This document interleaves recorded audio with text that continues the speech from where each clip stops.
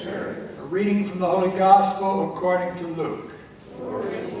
Jesus entered a village where a woman whose name was Martha welcomed him. She had a sister named Mary, who sat beside the Lord at his feet, listening to him speak. Martha, burdened with such serving, came to him and said, Lord, do you not care that my sister has left me by myself to do the serving? Tell her to help me. The Lord said to her in reply, Oh, Martha, Martha, you are anxious and worried about many things. There is need of only one thing. Mary has chosen the better part, and it will not be taken from her. The Gospel of the Lord. Praise to you, Lord Jesus Christ.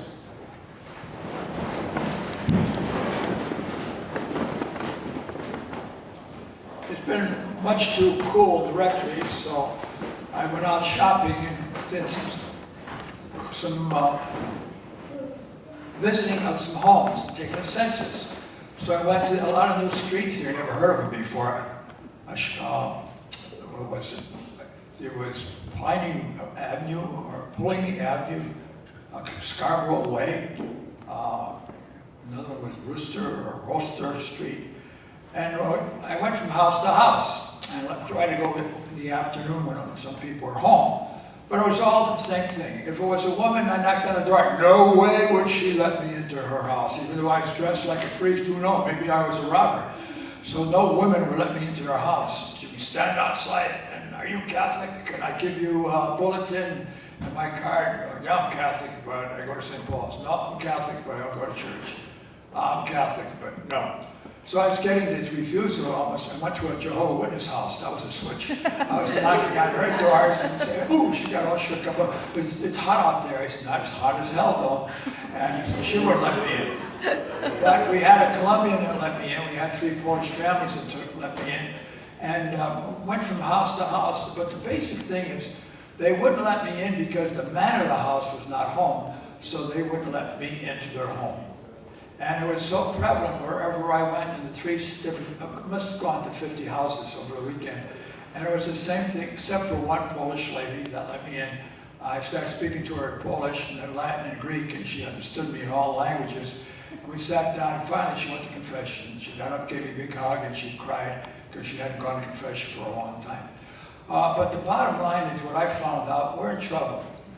So many people got these big houses. Father, I just lost my job yesterday. My wife is out of work. Everywhere I went to, we had the problem of a lack of an economy. They just didn't have jobs. And many of them did have, but so many did not have jobs. So there was a lot of sense of pain and depression. And when you look at a nice big house, you don't know what's going on inside of it until you go in. But the last house I went to was a man, and that was up in Cromwell here, off of Pasco Hill. And he stood there and I was talking to him. He says, you a Catholic? I said, most of the time. And he started telling me how bad the church was. So he came out with a list with 60 reasons why I should hate the Catholic Church. And as I listened to him, and he kept acting, finally he said, why don't you come in? So he came in and gave me the paper that showed how rotten the Catholic Church is and how terrible it is. And I listened, and the only thing that really upset me is he ridiculed Mary. All you people pray to statues. I says, no, I got a picture of my mother in my room. I got a picture of my sister. Abraham Lincoln's a statue down in Washington. Michael Jordan's a statue up in Chicago Bulls. We got statues all over the place, but we don't worship them. So he went on and went on, and he's really condemning Mary. That one hurt me, but I swallowed and let it go. Then I said to him, can I ask you a question? I said, are you in peace with yourself? And if you knew then what you know now about your wife, would you have married her? And there was silence. And in silence, no answer is an answer. But after an hour, we became great friends, and I left him at 8 o'clock last night. And the one thing I saw is that women will not let anybody into their house if the man of the house is not there. And in today's world, in this land of freedom, we're not free at all. And that's what happened with Martha. Martha, there's a rule among the Jewish people, no way do you let a man into your house if the man of the house is not in your house. So Martha really blew that rule completely. She let Jesus into her home without the man of the house. Lazarus was out playing golf somewhere. And so he wasn't in. But Martha let Jesus come into their home. That broke a terrible, terrible rule in the Jewish tradition. So here she is. Remember last week when I talked about the spiritual narcissism, where it's all about me, myself, and I. It's an iPad instead of WePad. It's an iPhone instead of a WePhone. It's all about me, myself, and I. Well, today we continue on from the spiritual narcissism to a Martha syndrome. Martha syndrome had a terrible, terrible ego problem. What's the main reason why women won't let me into your house, even if their husband's there? Why won't you let me into your house?